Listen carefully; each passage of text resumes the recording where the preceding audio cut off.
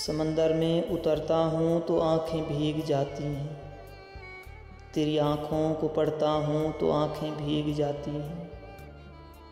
तुम्हारा नाम लिखने की इजाज़त छिन गई जब से, कोई भी लफ्ज़ लिखता हूँ तो आँखें भीग जाती हैं। तेरी यादों की खुशबू खिड़कियों में रक्स करती है।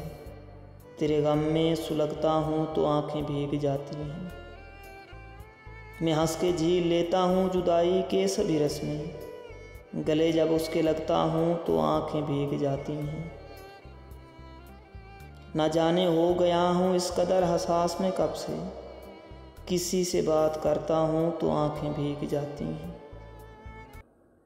मैं सारा दिन बहुत मसरूफ़ रहता हूँ मगर यूं ही कदम चौखट पे रखता हूँ तो आँखें भीग जाती हैं।